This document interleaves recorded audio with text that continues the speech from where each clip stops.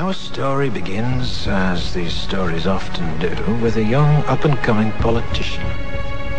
He's a deeply religious man and a member of the Conservative Party. He's completely single-minded and has no regard for the political process. The more power he attains, the more obvious his zealotry and the more aggressive his supporters become. But if your ultimate goal is power, how best to use such a weapon? It's at this point in our story that along comes a spider. He is a man seemingly without a conscience, for whom the ends always justify the means, and it is he who suggests that their target should not be an enemy of the country, but rather the country itself.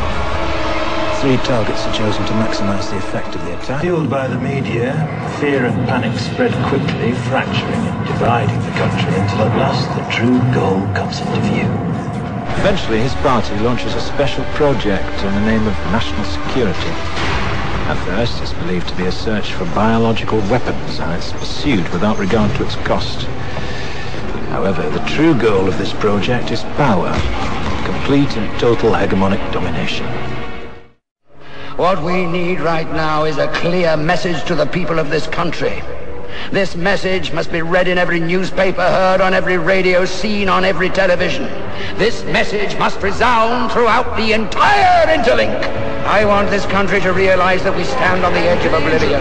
I want every man, woman, and child to understand how close we are to chaos.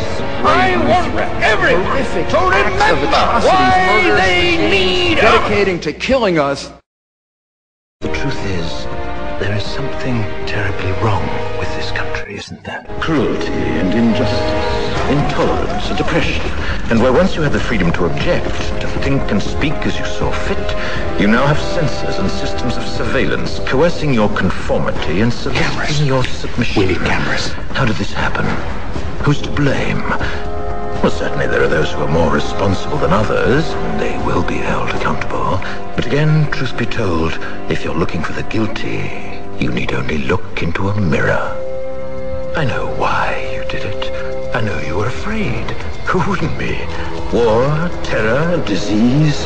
There were a myriad of problems which conspired to corrupt your reason and rob you of your common sense. Fear got the best of you. Fairness, he promised just order, he freedom, and more than words. And all he demanded in the end was perspective.